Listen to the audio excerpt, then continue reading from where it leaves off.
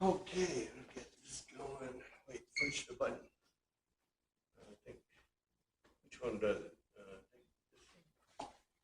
No, that doesn't do it. That's something else. This one does it. That do it? Yeah. Aha. Okay. So we've got to the point where I think we had beautiful, beautiful Greek from John.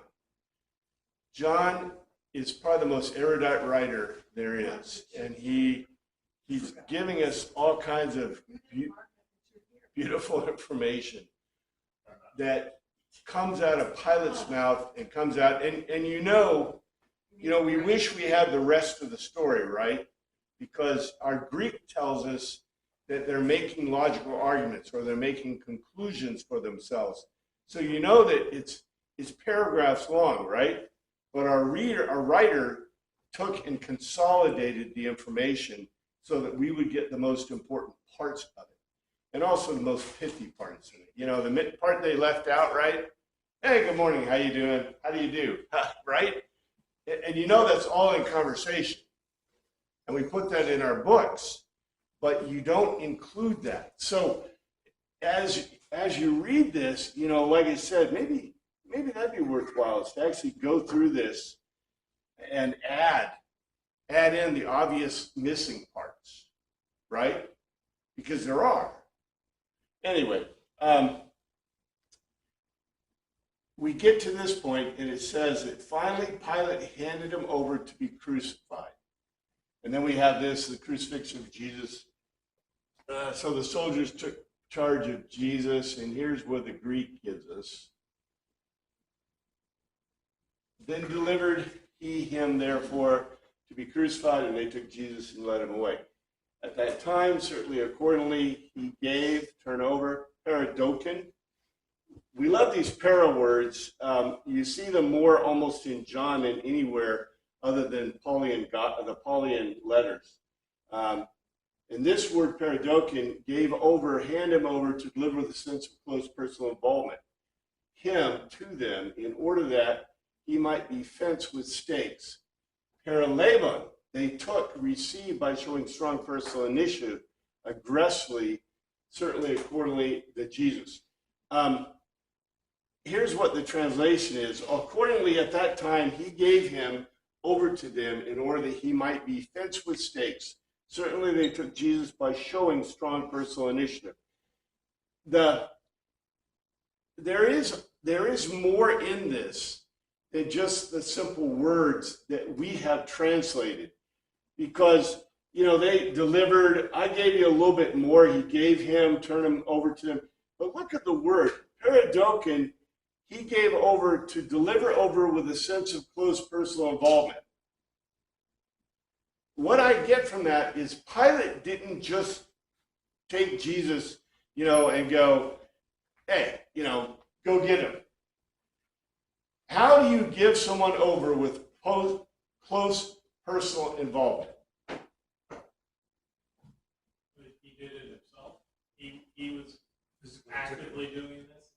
That's what I take from this. That's why the word is paradokin.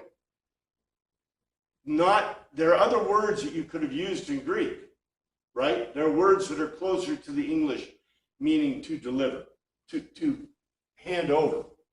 But it says he did it with involvement.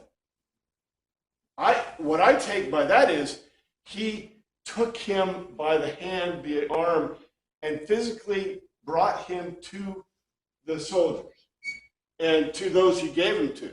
And it says that they received him by showing strong personal initiative, aggressively take from close beside.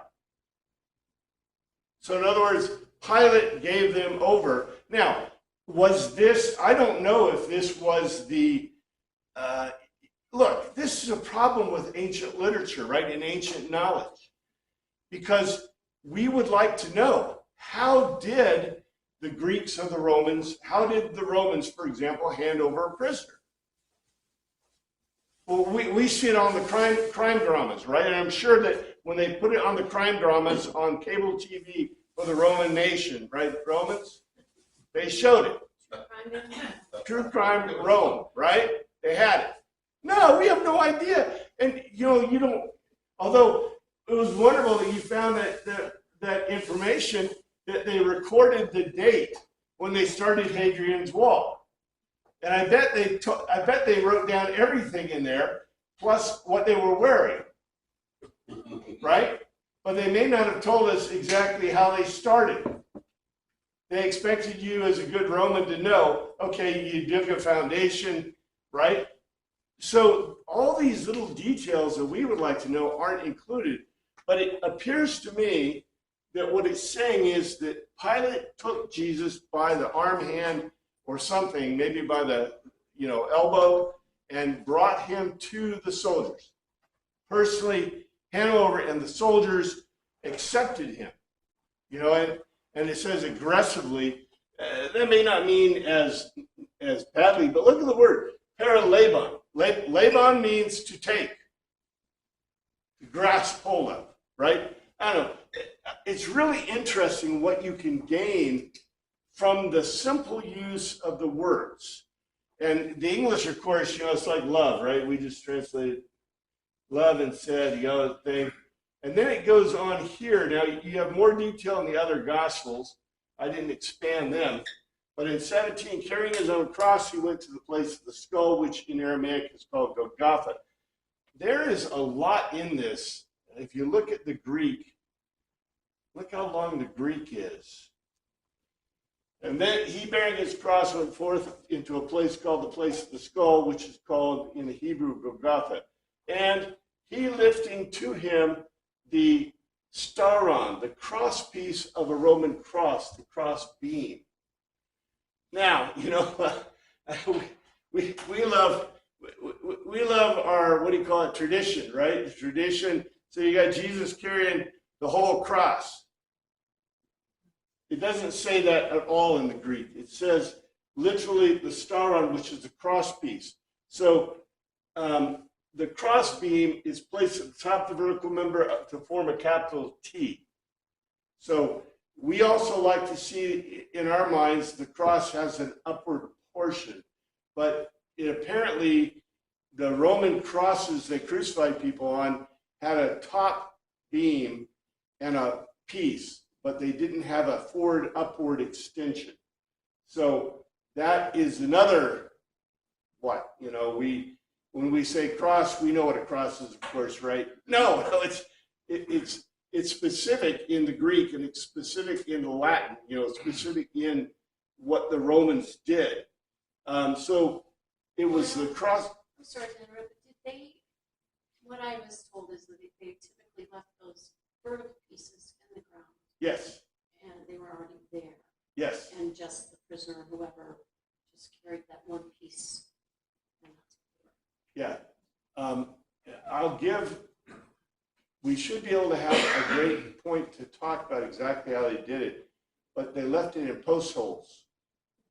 So they would pull out the bottom part and they would attach the crossbar, usually with ropes or whatever. Because remember, to us, nails are ubiquitous. And of course, Jesus was nailed with nails, right?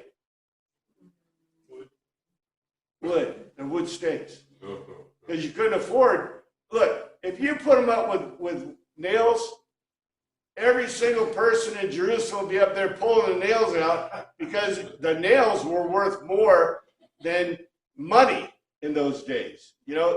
We have ubiquitous, look at all the metal everywhere in this room. This is a fortune in metal, in an ancient time. You could take one of those stools and you could sell it in the marketplace for $1 million. It's so much worth in metal, but to us, it's nothing today. Anyway, you could probably sell an aluminum can for, you'd think you have a miracle thing, because aluminum didn't exist until well into the 20th century. You had to invent electricity first. To make aluminum, you have to have electricity. Anyway, the vertical member, he came or went to or into the, made a logical argument of a skull, cranium, the cranu, a spot, who or which or what, made a logical argument Hebraistically, or the Jewish Chaldee language, Golgotha, the skull, Golgotha, a knoll near Jerusalem.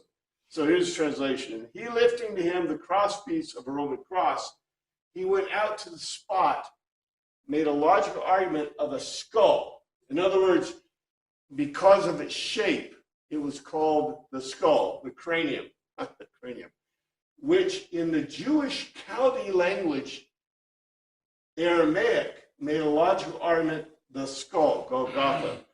This is really interesting. And by the way, here is the absolute proof. I'll mention it again because this is a freebie. For some reason, there are theologians, there are people that think that the Gospels were originally written in Aramaic and then translated into Greek. This is an absolute proof that that is impossible. Because if you were to translate it into the Greek, why would you use an Aramaic word and throw it in and then explain that the word means in Hebrew, in Aramaic, Golgotha? That's senseless, right? It's impossible. You would never do that, you know. And you see this sprinkled throughout the Gospels. Anytime that Aramaic is used, it's like an impossibility that it had started in Aramaic. It obviously started in Greek, and for the Greeks and the Aramaic listeners, those who knew Aramaic, they are giving them information so that they know specifically the place, the area, the thing, and the word. So this is really, you know, look at all this cool information we get from just simple stuff, you know. Let's see. Crosspiece stuff. I've just got the information. Golgotha, and here is a picture. Let's see, is this a good one? Yeah, this is not too bad. Not too bad. Yeah, not too bad. Regarding Gethsemane, here, this may be one of the best, although Golgotha may be closer, but the city of Jerusalem, this is not bad. I think this may be really good. Look where they have the Palace of Herod, yeah, the Hasmonean Palace, Sanhedrin, this is the temple. Here's the Tower of Antonia, which is probably a little closer, but that's good enough. That's good. The Garden of Gethsemane, the Mount of Olives, all right. Why is that a perfect place to crucify? Highly visible. Northern Gate, exactly. A lot of thinkers, whatever, have placed it further out away from Jerusalem. But we know the Romans, okay, where do the Romans like to crucify folks? Yeah, the roads. We know, okay, extra biblical, beautiful stuff. The Roman roads into Rome, if they had a reason to get rid of, like, insurrectionists or whatever, or treason or thing, what they would love to do is they would crucify them along the roads. Why? Yeah, you wouldn't miss it. You couldn't miss it. It's like, hey, do you think that made disinclination to further rebellion and other issues? Yeah, that's pretty big, right? And a very, very useful method, even if the people aren't, whatever. But this is, I think, this is the one I have that's probably one of the best diagrams of ancient Jerusalem and the area. what's also really cool is, look, you usually don't see this on the charts, but in Centurion, I describe it because this is a really wet area. And Herod's palace was known to be a palace of water because the wells were open there. And that was where a lot of the wells from the city, although there is question today whether those wells were kind of contaminated, you know what I mean, by the groundwater seepage and other issues, because it's an ancient city, like, right? No, nobody had good sanitation. This is why, okay, just so you know, I'm going to give it to you. Most cities only had 20,000 people in it in the ancient times. We know this. This is almost an absolute fact. Rome did not have 1 million people. There were not 1 million people in Athens. There were not even 1 million people close to Athens. Why? Why is 20,000 just a great throwout number? Well, it seems like a lot of people still, but are you suggesting that you get more than that, then it becomes unhealthy, unsustainable?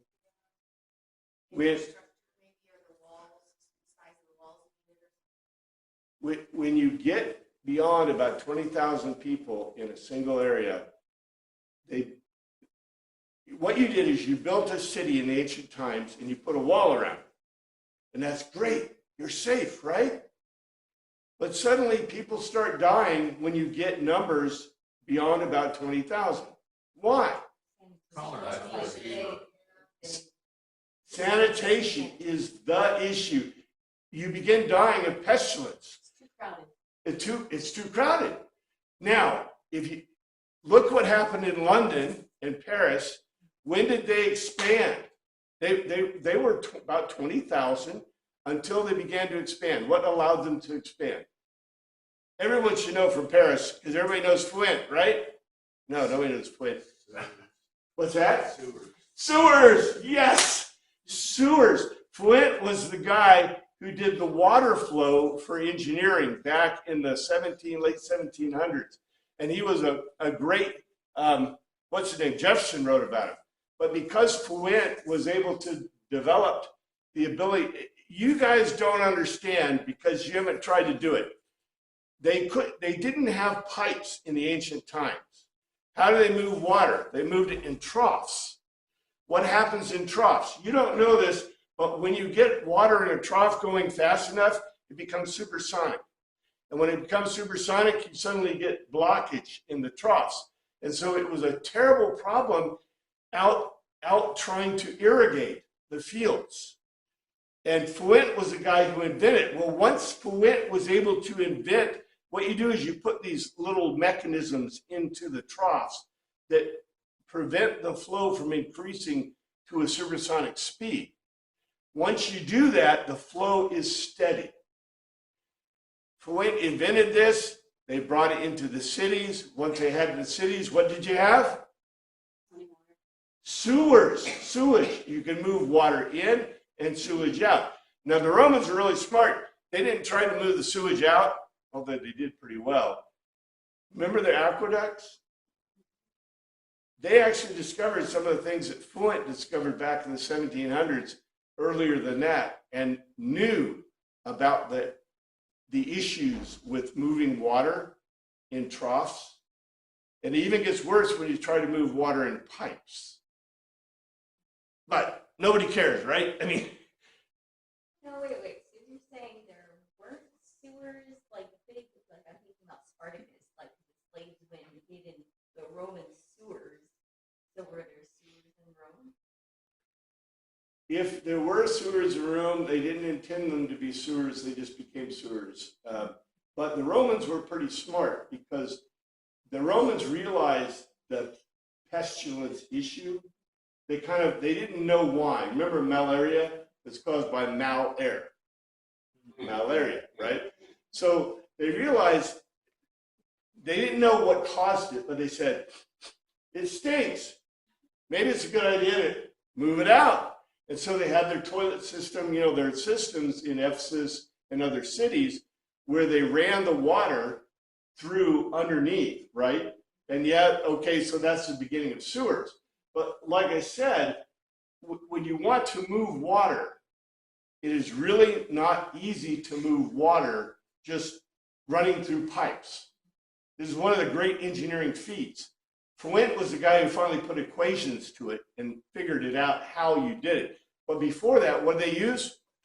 Rule of thumb. Rule of thumb is how, the Romans, they had engineering ideas, but they didn't have engineering equations. They just this road failed after a year because we used this type of substrate. They figured out, oh, we can make this last for 100 years if we do this, right? And they had the Roman concrete. I'm getting into big technological stuff. But the point is that most of these cities only had about 20,000.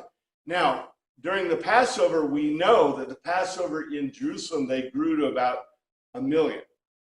We have records from the past that say that. Josephus talks about it.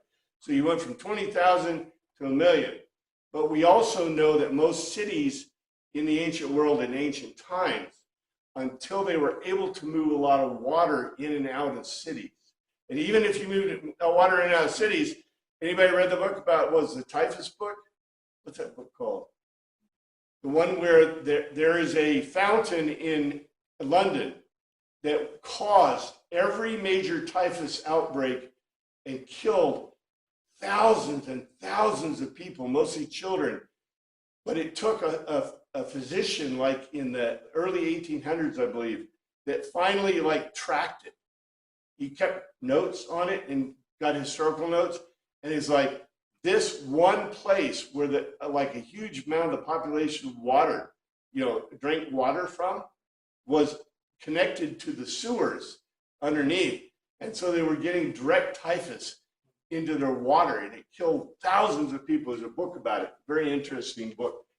But this was not uncommon. To us, it's going to become more common. What's that? Splash pads. Oh, splash pads, and not enough chlorine in the kids' stuff. I'll tell you right now, the government's trying to reduce the amount of flush, and they do. Flush toilets are regulated, by the way, if you didn't know, in the Rayburn building. So this is directly fit into this, because in the congressional buildings, they have not changed into the flush toilets, but they want you to have the low flow flush toilets. Guess what? After Flint's work, the guy who invented the toilet knew that you need to have a flush of at least, I think it's 4 gallons. 4 gallons with the pipe size gets it out into the street and into the sewers. If you don't have 4 gallons of flush, what happens? It stays up in the pipes. It eventually gets out, but it takes time. But that is an immediate way to cause pestilence. Have you noticed how they keep talking about how we get more pestilence in our cities and in our, and they're managing it, regulating it, and even rationing our water and Wichita? You ever wonder why? You can actually have your cake and eat it too with that though, because in our house, they were there when we bought it and moved in, but the toilets have these tanks inside the tanks that are like high power flushers. And Yes. They use very little, less water, but they are high powered and we never have blockages at all. So when people put their minds to invent things rather than government regulations. Bingo. I agree with that. I just think it's funny that, it takes you, thousands of years to figure out how to do something right? And then you undo it with no knowledge of that you undid it, right? That just cracks me up. They crucified him, and with him 2 others, one on each side, and Jesus in the middle. So, this is less detail. We'll talk about this a little bit. Where they crucified him and 2 others with him on either side, and Jesus in the midst. Whatever where him, they fenced with stakes, Istarison, and met in company with of him another of the same kind, another of similar type, 2. From thence on either side, and from thence on either side, middle, but the Jesus. What where they fenced him with stakes, and in company with him another of the same kind, 2 from thence, hence, on either side, and from hence, on either side, but in the middle, Jesus. What's interesting about John's account, which the other accounts give us more information, and it tells us specifically, we are guessing that the two ones that were crucified with Jesus were followers of Barabbas. They may have been zealots, but that's what I depicted in Centurion. What's interesting about this is that literally John tells us that the two that were crucified with him were of the same kind, allos, which is used multiple times in John's gospel to indicate who? Other followers of Christ, disciples of Christ. So John is giving us, right, we want more information. John is giving us more information. So John, I believe, is saying, okay, you guys know Matthew, Mark, Luke. You don't need to know the other details.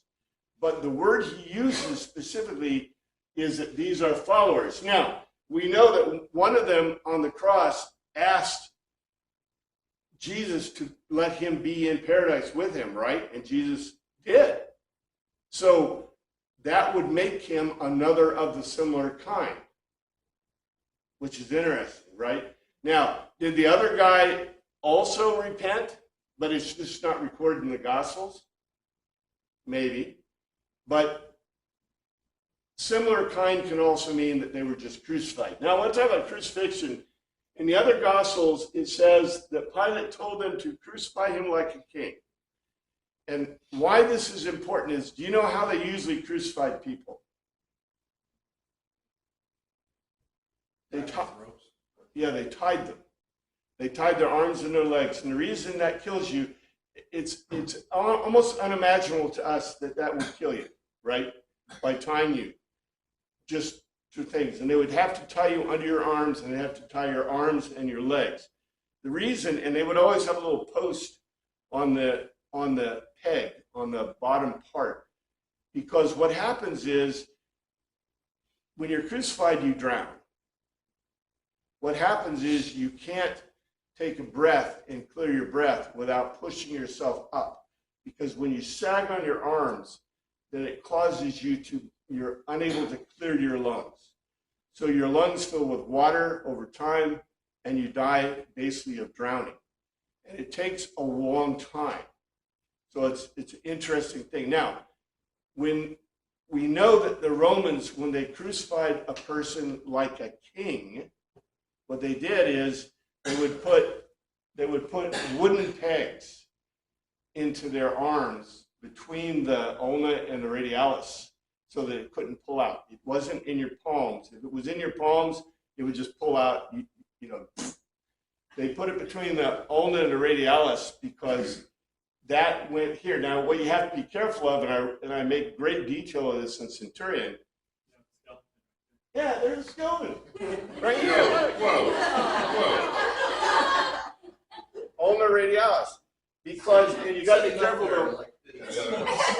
See this thing for real. I did it. Oh, it won't quite go. Right there. They're going to kick us out of class. They'll kick us out for sure. But you have to be careful that you don't hit the artery. And so a wise, what do they call him? The guy who does this, questionari. The questionari, who is an officer he's the guy who tortures, he's the guy who questions, he's the guy who crucifies in the Roman legion. He would be very cautious to make sure that he didn't pierce, through the artery, because you'll bleed out in 6 minutes. They wanted you to die slowly. Now, the reason it'd be better for this to happen, and also why Jesus was flogged, I think, because it brought death quicker. You'd already lost a lot of blood. It's a real issue, and this would cause you to die quicker. If you look at the legs, you can't put the pegs through your feet. Same problem. The other problem you got here is if you try to put it to the feet, Think about what that would be like, pounding it through the bone. What you have to do is you cross your legs like this, and you put it through the bones here. It's almost like it was designed for that feature, right? It's so your legs and your arms twist. That's why these bones are the way they are. But you put it right here, and guess what? It'll stick. And like I said, they use, although they have found on one later crucifixion that there were nails used, like iron nails. But they're not exactly sure about it. They found some remnants in the bone. But like I said, if you put nails up, man, everybody is going to be trying to pull those out because the nails, remember, the widow's mite was made of iron. So yeah, give me some iron, baby. You know. Anyway, so this is just interesting on either side in the middle of Jesus. And this is really important to John. It's also in the other Gospels, but John really makes a point of this. And I think this is a beautiful statement in itself. Pilate had a notice prepared to fasten to the cross that read, Jesus of Nazareth, the King of the Jews.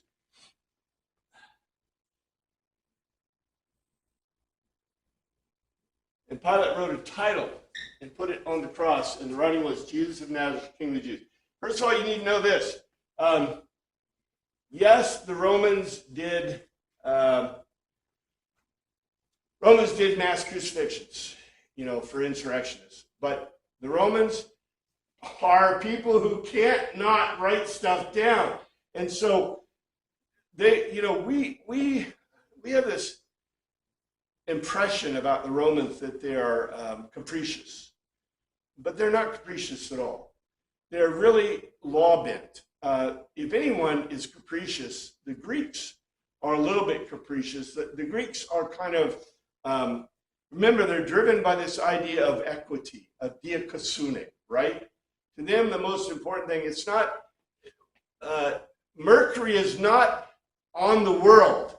Mercury is balancing on a ball that later was pictured as the world round, right? Because no one in that time would have an idea or think about drawing the globe or the world round. So anytime, if you see an ancient statue that's supposed to be Mercury on a round globe, what can you say? Fake, can't be. Now Mercury is what the signatory for the flower guys, right? You've got our FT, yeah. Whatever the FT thing, right? And it's Mercury on the globe. But Mercury was depicted in the ancient world not on a globe, but on a ball, because Mercury is the god of thieves, and benevolence and communication, messages, right? Messenger of the gods. So why would you have a thief that's also the god of benevolence? What has that got to do with anything? It's because the Greeks believed that, diakosune, that you needed to be good, but not too good. If you were too good, that was a bad thing. If you were too bad, it was a bad thing. They wanted balance. And to us, diakosune is righteousness, but to the Greeks, it's balance in their lives. Not too good, not too bad, not too this, not too that, right? Not giving too much in charity, not being too stingy. That's their view of life. The Romans, however, are different. How are the Romans different? The Romans are indeed steadfast, and they would say, of course there's not a balance. Look at Marcus Aurelius. You ever read Marcus Aurelius' book on the Epicurean life? His whole thing was, you got to be perfect. You got to be perfect. You have to be, the perfect leader, the perfect person, the perfect man, modest. You read his list of the goodness, and you tell your kids, be like Marcus Aurelius, right? Because Marcus Aurelius was courageous and moral and ethical, a pure Roman. The Romans would look and go, hey, you're a Roman, right? Where if you look at the Greek heroes, they're all dithering kind of. They're a little bit dithery, you know. They're like, you know, should we go get Troy? No, I don't know. You know, Helena's really good. You know, yeah, maybe we should. And then they go, right? And then it's like, well, we're here, but should we really fight? Or, you know what? Oh, let's do a sacrifice. You know what I'm saying? Look, read them all. And you go, ah. And you remember old Odysseus. I'm not sure why Odysseus didn't want to get back home. You know, he dithered for like 20 years getting back to Penelope. And you go, was it Penelope? Was it his kid? You know, I'm like, what was it? Or was he just having too much fun? Wink, wink, nod, nod. I mean, really, Odysseus is like the perfect Greek. Out roaming the world, you know, right? And having a lot of fun. And then he comes home and he finds out that somebody's, you know, his wife's about to be taken by suitors and his house is about to be taken. And it's like, well, maybe I should get serious now. What would the Roman do? He would have gone straight home and would have said, hey, baby, I'm back. Right? You know, this is the way the Romans are. So Pilate, look at this. This is beautiful. Pilate wrote, oh, here it is. Grave, but, and a title, an inscription giving the accusation of a crime for which the criminal suffered. This was a Roman thing. Romans always did this. So, like I said, if they did a mass crucifixion, they would put a big sign up. Because why waste one sign for, you know, each place?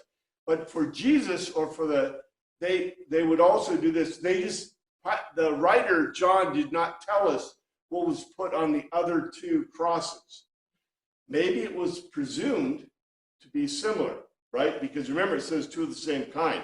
But I suspect not. The title inscription giving the accusation for the crime which the criminal suffered. That's a tit long. We translate it as title, but it is a specific Greek word. The Pilate, and placed on or against of the upright stake, it was. But graven, Jesus the Nazaros, a Nazarene, an inhabitant of Nazareth, the Basileus, the king or ruler of the Judeans. But Pilate wrote an inscription giving the accusation or crime for which a criminal suffered and placed on the upright stake, but it was graven, Jesus the Nazarene, the king or ruler of the Judeans. Look, I know, we want to see irony in this. Do you remember the past? Pilate was absolutely convinced that Jesus was a king. You know, I think he was also convinced that Jesus was a deity because of the claims of a king, of an emperor. Pilate kind of went ahead. I mean, he had his guys do the dirty work, but it was not his judgment, right? In the other Gospels, he washes his hands. And we saw that he said, he claimed. And so to make sure it was clear, he made sure that the accusation was that Jesus was the king of the Judeans. And if you notice, okay, if you were going to tell you Jesus' proper name, it's Jesus ben, Yeshua ben Yosef of Nazareth, from Nazareth. That is his absolute name. So for them to put this in, the other thing that's interesting is, you notice they did not include his father's, the honorific Ben Yosef, which means that that was well known, or he would have included it. What's also interesting is this, let's see, in the other Gospels, I don't think it says it here. Let's see, maybe it does. The inscription notice. Yeah, it does. It mentions the sideline. Many of the Jews read the sign, for the place where Jesus was crucified was near the city. Near the city, I like that. And the sign was written in Aramaic, Latin, and Greek. Well, it just kind of makes sense that Romans, this is their penal system. This is when you commit a crime, this is the judgment that comes down on you. And so when you walk by, Romans wouldn't just think they're killing people for no reason. This is why they did it. So they put a sign on each cross and said, okay, probably the other guys had thief stole this, or this guy is this his name and he stole something if they were thieves. So Yeah. whatever the penalty was, this was the punishment for it. What were the signs made They did not use paper. of? Or metal? Like, you No know, metal. some movies show that it's like this fancy metal engraved No.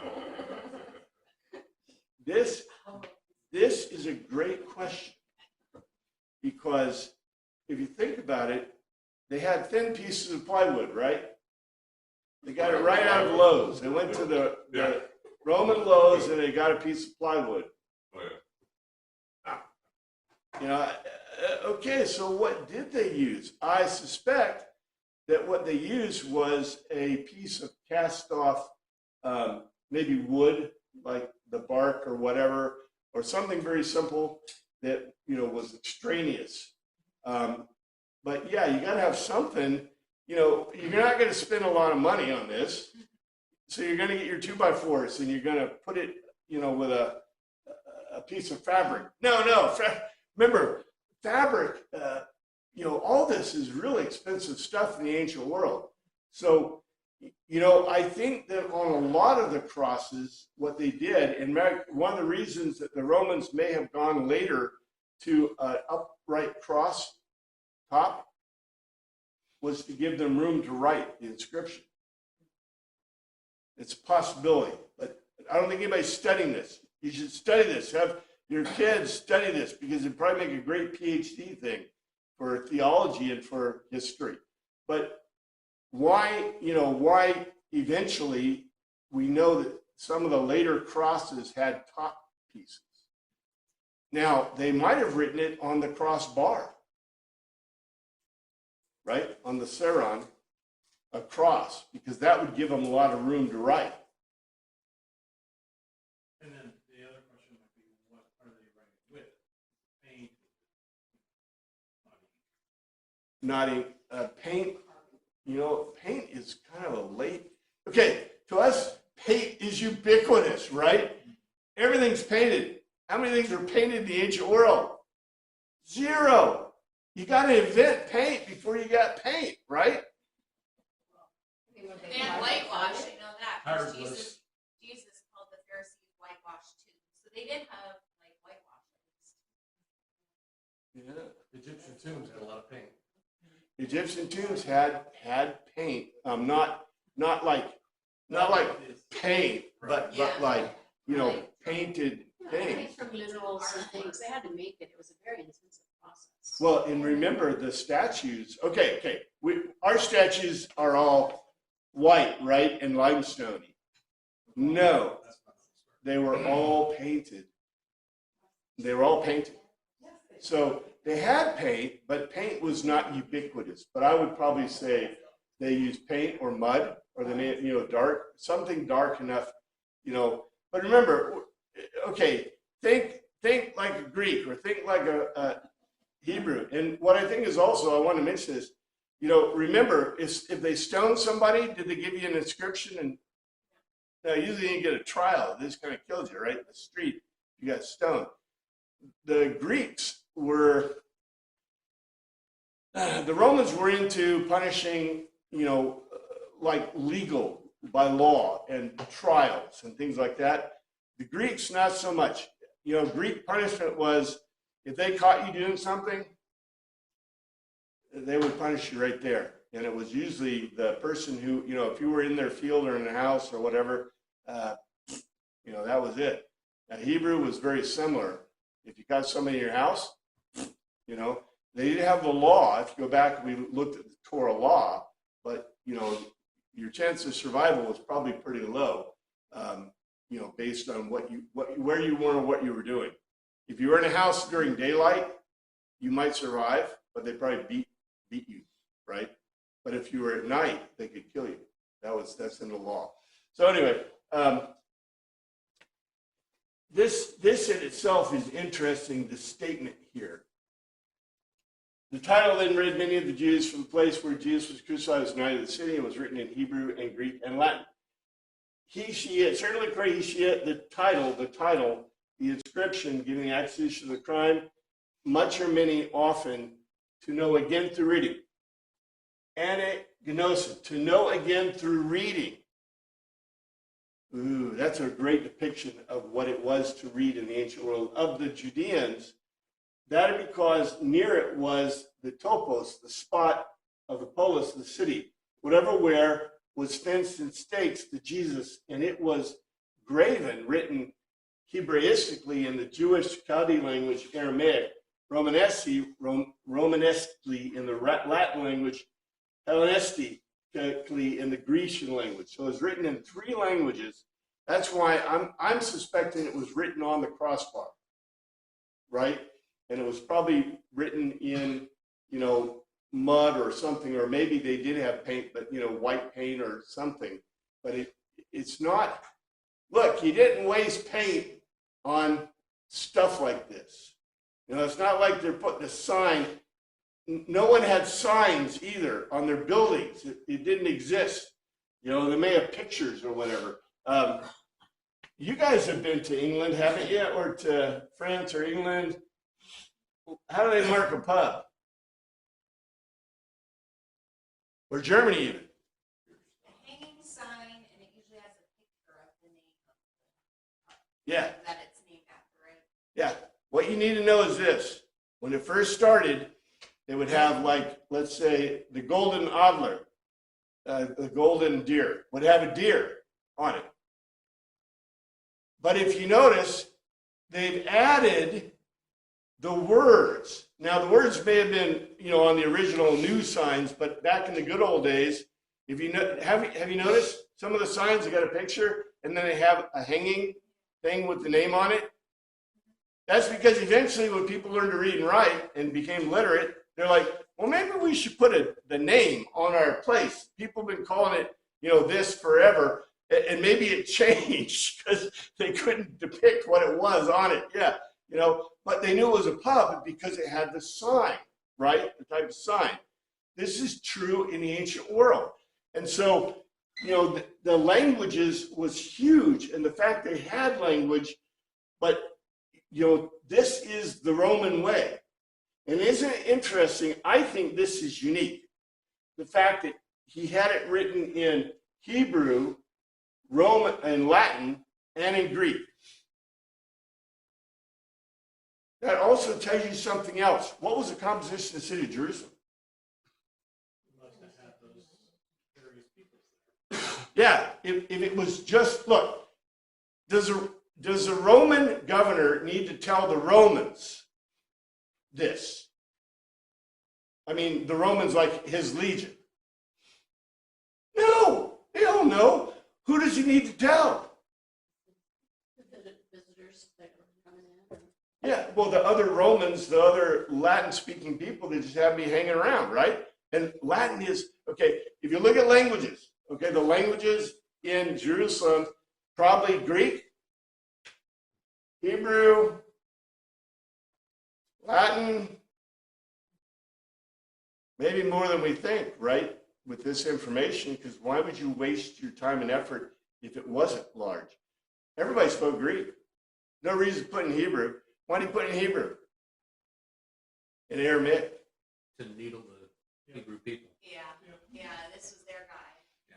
To make sure they knew. And plus, it was, we knew that he was begged by the Judeans to give Jesus over, and he didn't want to do it. He's like, I don't find any reason to kill this guy or even to do what he did. Anyway, the chief priests of the Jews protested to Pilate, "Do not write the king of the Jews. This man claimed to be the king of the Jews." This is really short for the length of the Greek, isn't it? They said the chief priests of the Jews, "Pilate, write not king of the Jews, but that he said, I am the king of the Jews." They were making a logical argument. So in other words, this just tells us they didn't just go to Pilate and make a single statement. They were arguing with Pilate, right? Certainly according to Pilate, the chief priest, this is an irony, right? It's only supposed to be one.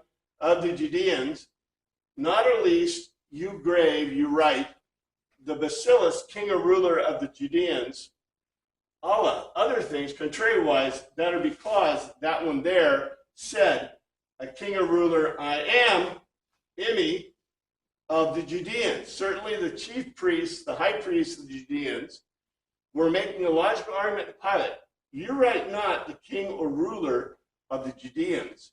Contrariwise, because that one there said, I am a king or ruler of the Judeans.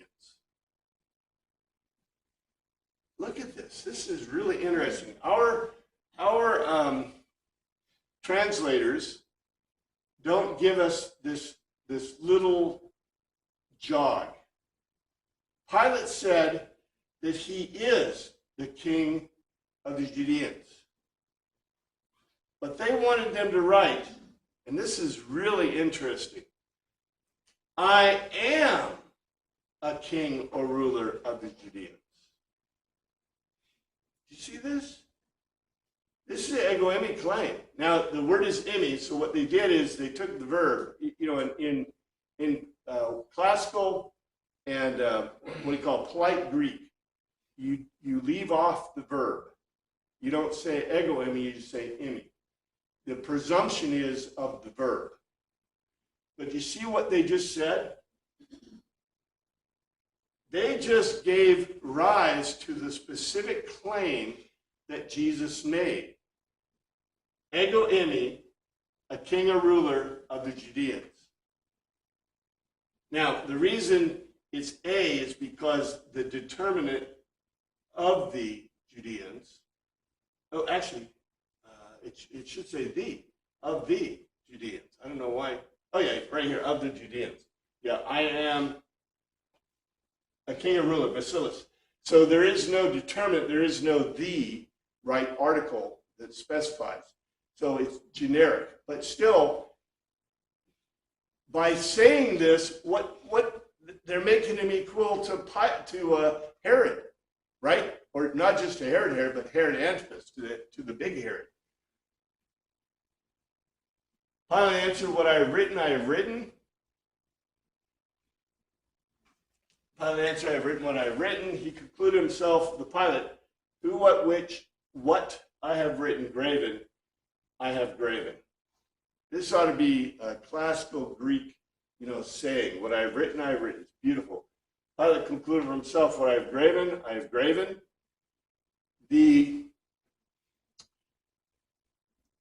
I think that we proved to ourselves and proved from the text that Pilate absolutely was convinced that Jesus was the king of the Judeans and also potentially deity.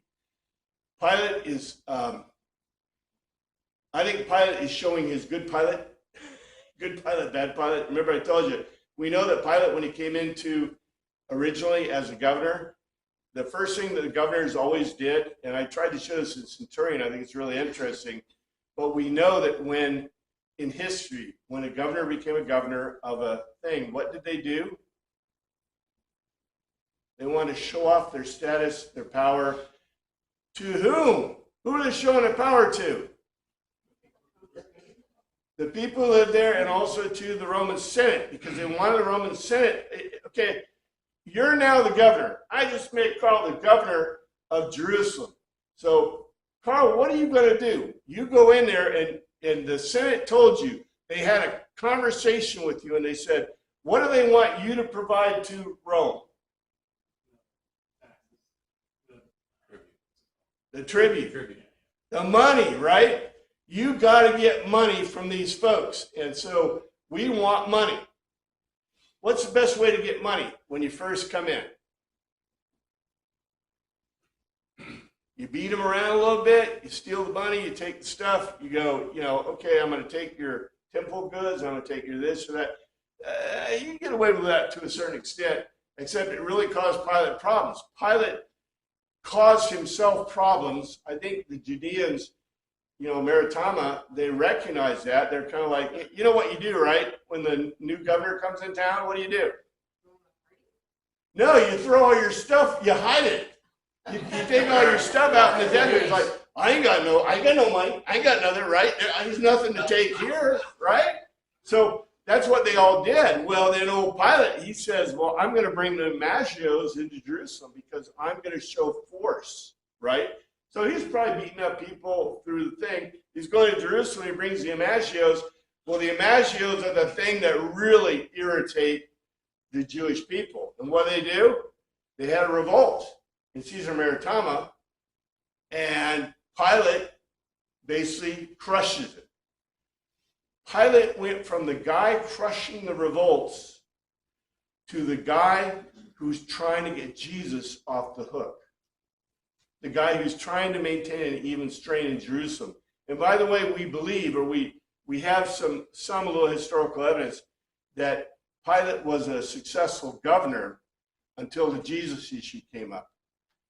He did cause a lot of problems for the Jews, because if you know anything about what he did, he raided the temple money. He was really good though. He built an aqueduct for him with the temple money, but the Jews didn't appreciate that too much. So it was kind of an irritant to them. But this is just very interesting in itself.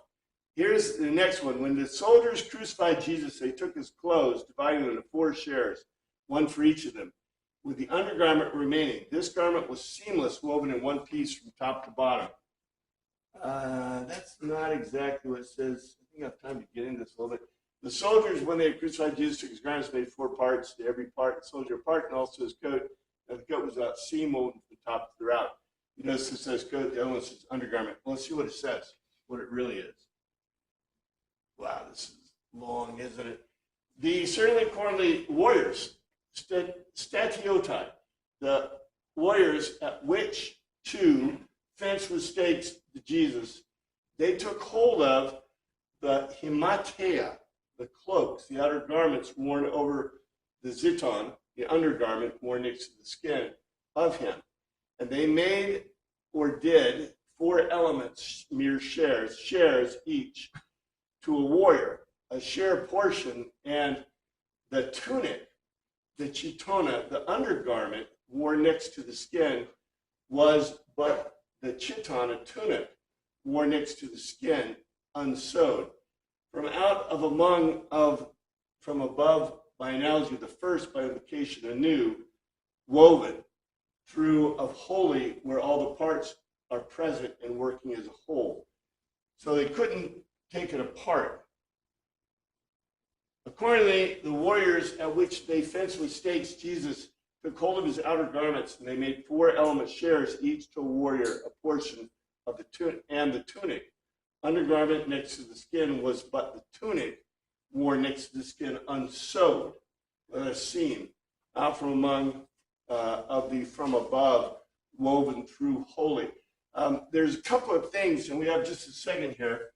I do have some pictures. Here's some pictures of Greek wear, which you notice it's all Greek terminology. Here's a chiton, ixomis, emation,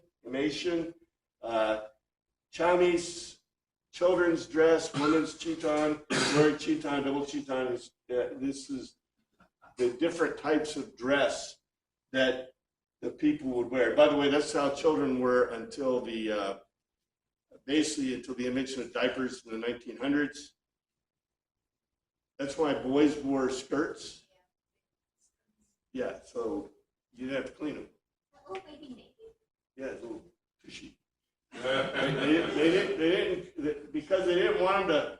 Well, yeah. They didn't change diapers. They didn't need diapers. The whole idea of diapers, the people think swaddling clothes are diapers. No, they're not. They're just keeping kids warm, but they didn't swaddle the bottom part. You didn't want them, because here's the point. How valuable is clothing?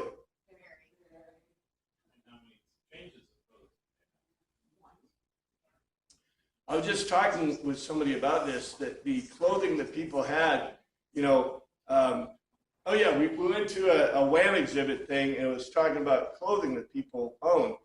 And in the past, you don't remember this, but we know this, right? Women and men a woman would have their come to meeting dress, It was a nice dress. And then she would have her regular dress too. That's it. And when the come to meeting dress became a little shabby, she might swap it, right? Or rebuild it or redo it. Because in general, people had, if they were lucky, 2 things to wear. And you know, today the excuse, I don't have something to wear to church. Really, people didn't have things to wear to church in the day, right? And people barely had clothing. And you remember Robin Hood and Little John? What did they always get? What did they always give? It wasn't money, it was clothes. It was like a Lincoln green. Remember a suit of Lincoln green. And as a kid, you read it and you go, well, that's kind of cool, but who would want a suit of Lincoln green? I've got, you know, all kinds of clothes, right? And you go, why would that be a big deal to have a suit of Lincoln green? Because clothing to us is ubiquitous. Everybody's got clothing. In Rome and in Greece, a lot of the slaves walking around in the streets wore nothing at all. They didn't have clothing. The beggars, the people, they had no clothing. We put clothing on them all because we got a Victorian thing. We want to make sure that you don't see any kind of nudity or whatever, or that, you know, we don't show the truth of history. Because why would you do that, right? Why would you show the truth of history? That's why everybody wears Bedouin robes in the Old and New Testament when there's no such thing as, this is what they're wearing in Jerusalem. Anyway, we did have run out of time. Thank you, Father, for your word. I pray you look at us this week. In your name we pray. Amen.